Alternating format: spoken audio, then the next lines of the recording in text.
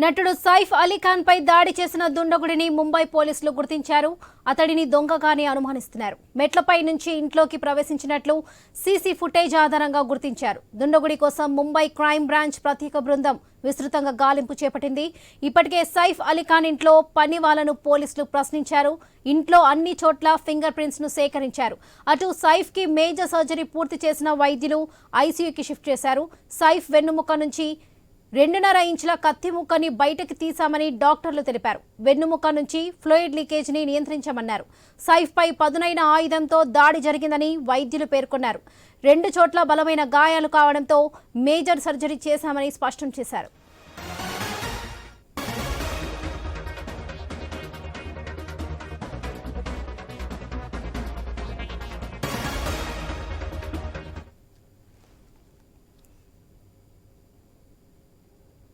నటుడు సైఫ్ అలీ ఖాన్ పై దాడి చేసిన దుండగుడిని ముంబై పోలీసులు గుర్తించారు.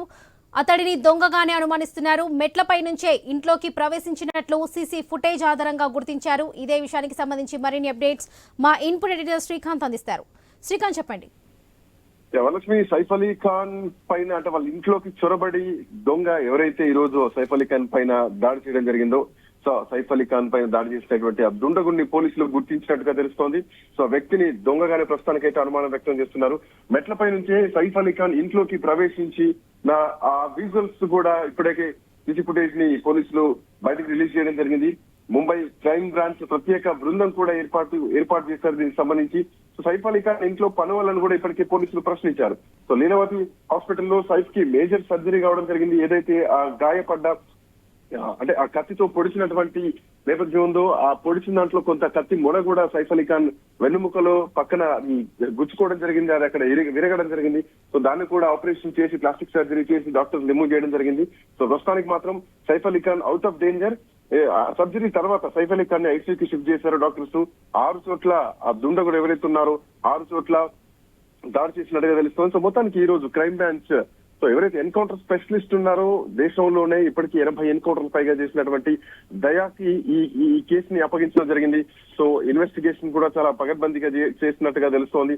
సో దీనికి సంబంధించి ఇప్పటికే ఎవరైతే సీసీ ఫుటేజ్ లో రికార్డ్ అయినటువంటి ఆ విజువల్స్ ని బేస్ చేసుకొని ముంబై మొత్తం కూడా క్షుణ్ణంగా గాలించడం జరిగింది. సో దాంట్లో ఆ దుండగుని గుర్తించి అతనే దొంగగా కూడా ఇప్పటికీ కొంత అనుమానం అయితే వ్యక్తం చేస్తున్నారు పోలీసులు. సో మెట్లపై నుంచి కూడా విజువల్స్ లో కరెక్ట్ క్లియర్ గా కనిపిస్తోంది. సో సైఫ్ అలీ ఖాన్ ఇంట్లో మెట్ల నుంచి వాళ్ళు పైకి వెళ్లారు. ఒక దొంగ ఇద్దరు ప్రవేశించిన నేపథ్యంలో ఒకరు సీసీ కెమెరాని చూస్తూ దొరికిపోయారు. ఇంకొకరు సీసీ కెమెరాని అంటే ఆ చేతిలో తెచ్చుకున్నటువంటి ఒక స్క్రూ డ్రైవర్ లాంటి ఆయుధం ఏదైతే ఉందో అది సీసీ కెమెరాని కదిలిస్తూ దాన్ని అంటే పడగొట్టేటువంటి ప్రయత్నం, దాన్ని పగలగొట్టేటువంటి ప్రయత్నం చేసినటువంటి విజువల్స్ కూడా ఈ రోజు ఉదయం నుంచి మీడియాకు లీక్ అవ్వడం జరిగింది. సో ఇట్లా నేపథ్యంలో ఆ దాడి చేసినటువంటి దుండగుణ్ణి పోలీసులు గుర్తించారు.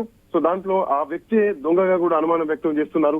సైఫ్ అలీ ఖాన్ ఇంట్లోకి ప్రవేశించినటువంటి వ్యక్తికి సంబంధించినటువంటి ఆ ఫోటోల్ని కూడా ఇప్పటికే ముంబై పోలీసులు బయటికి రిలీజ్ చేయడం జరిగింది. సో మొత్తానికి చాలా తక్కువ టైంలోనే పోలీసులు క్రైమ్ బ్రాంచ్ అంతా కూడా ఈ అంశాన్ని చాలా సీరియస్ గా తీసుకున్నారు. సో దొంగనైతే పట్టుకోవడం జరిగింది. సో అతనే దొంగగా కూడా అనుమానం వ్యక్తం చేస్తున్నారు. సో ఏ ఉద్దేశంతో వెళ్లారు అంటే ఎంత టైం ముందు చేరుకున్నారు, ఇంట్లో ఎప్పటి నుంచి ఉన్నారు, ఎక్కడ నక్కి ఉన్నారు, ఏ టైం కోసం వెయిట్ చేశారు, అసలు ఆ ముందు వాతావరణం అంతా ముందు ఎట్లా తెలుసుకున్నారు, ఇవన్నీ కూడా పోలీసులు విచారణలో భాగంగా ఇంకా బయటకు రావాల్సినటువంటి అవసరం ఉంది. Varalakshmi. Right Srikanth, thank you.